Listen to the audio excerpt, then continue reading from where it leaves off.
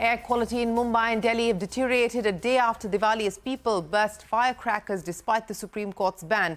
Stubble burning is a much bigger contributor to the worsening air quality. The Supreme Court had directed all crop-producing states to take steps to stop farmers from burning their stubble. The Government of Haryana, in association with Deloitte and S-A-P, had started a pilot on crop residue management in the Karnal district. The project had resulted in a claimed 69% reduction in stubble burning incidents. The initiative was then extended to 8 other districts in Haryana, including Fatehabad, Sirsa and Ambala. Well, to talk to us about this pilot project and how this can be extended to other parts of the country, we're now joined by Punit Renjen, Deputy Chair of S-A-P, and the Global CEO Emeritus of Deloitte, the man behind that pilot project. Punit, always a pleasure.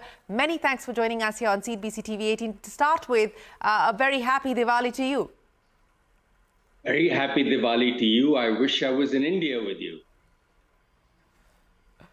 Well, you know, we wish that you were in India, though I have to say that the air quality is nothing to speak of at this point in time, and it's only deteriorated post-Diwali. The Supreme Court ban on firecrackers has been ignored by large parts of the country, Delhi, NCR, and of course Bombay as well. But Punit, let's talk about the issue of stubble burning. And, you know, we have this conversation repeatedly in this month, November, December. This conversation comes alive, and yet we don't seem to be able to tackle this problem in any sustainable way. I want to understand from your experience of working with the Government of Haryana, setting up this stubble project, this crop residue management project, which we've spoken of in the past.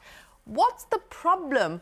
How do we scale this up? Why are we failing in making this something that can be sustainable? First off, it is a solvable problem. It is a solvable problem. It requires a focus and a collaborative effort. Let me just go back. It's a massive issue. 25% of the air quality situation that we find ourselves in Delhi and in northern India is because of stubble burning. 80,000 fire incidents in Punjab, Haryana, and UP, 13 million tons of stubble, 19 million tons of carbon dioxide and other harmful gases.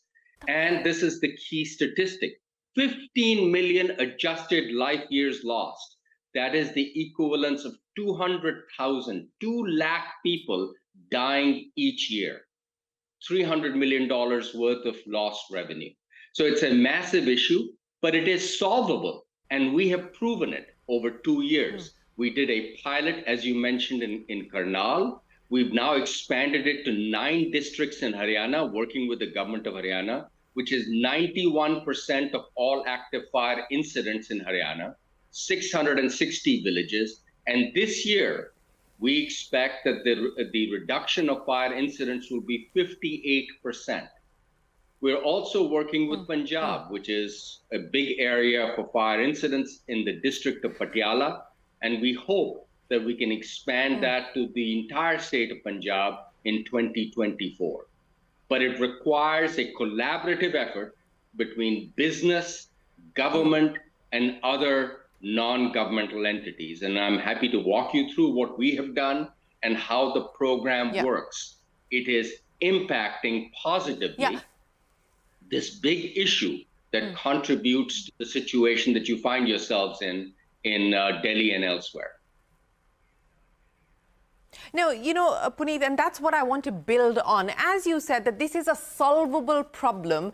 Through your pilot project, you have been able to show that it is eminently solvable. And I come back to my question, what's the issue? Why aren't we being able to address it? Is there a lack of political capital? Is there a lack of financial capital to be able to scale this up? Are farmers not coming on board? What's been the experience?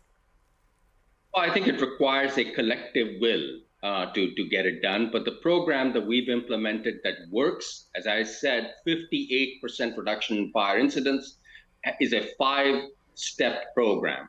The first is communication and engagement with the farmers. We have Deloitte personnel in all districts, and we've developed various communication means. The second is leveraging technology. We've come up with an app called the Krishi Yantra Sati, which in simple terms is almost like you ordering Uber, but this is to allocate equipment, get them linked up with end use of the stubble. The third is orchestration, of course, orchestrating the program. The fourth is getting an ecosystem in place, equipment manufacturers, end users like the big energy plants, the gaushalas, and then finally, leveraging government subsidies and business CSR to fund the effort. The Prime Minister's Fasal Bima Yojana program, as an example, provides resources, monetary resources that can be leveraged. It's really that entire program, but at the core, it is the will to solve the problem. No, you're absolutely right. It is the will to solve the problem. If I may, what is the cost of being able to get these machines in operation? And how much have you spent so far in being able to take this pilot forward? And what would it cost us, for instance, to be able to execute this across Punjab, UP and Haryana? I just saw the earlier segment in terms of the budget. Given the status of India as the 5th largest economy, this isn't a large expenditure. We've spent over $10 million of our own money, Deloitte's money. We've got other CSR entities, business entities that are pitching in, adopting districts. But in all, it requires money, but it isn't. For the size of a country like India, it isn't a great deal of funds. What we are trying to do is farmers can't afford balers and super seeders to do in situ or ex situ solutions.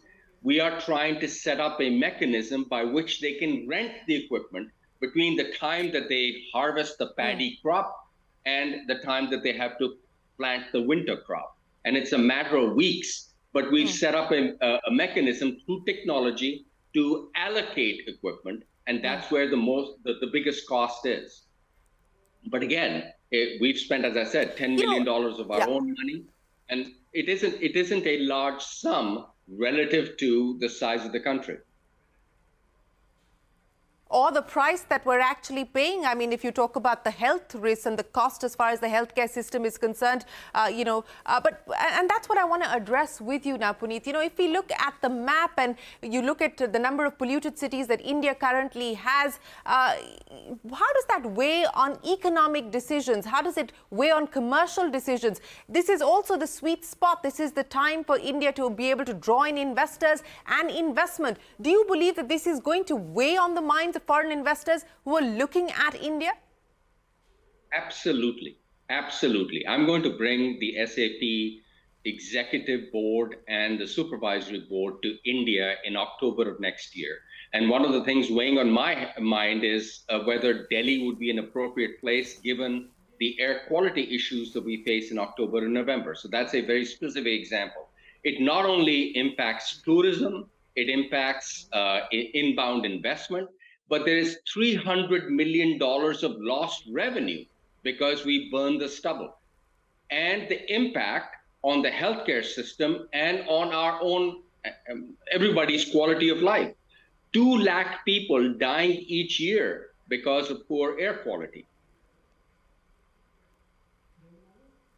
No, it is a serious challenge, but one that can be addressed, one that is solvable. Punit Renjen, many thanks for doing what you are doing and for sharing the insights on the back of the experience that you've had over the last 2 years. We just hope that governments, corporate India, the social sector are listening, and we do create the ecosystem that you've spoken of to try and address this crisis. It is nothing short of that. Thanks very much for your time. Appreciate you joining us, and we look forward to seeing you in India. That is Punit Renjen here on India Business Hour. With that, it is time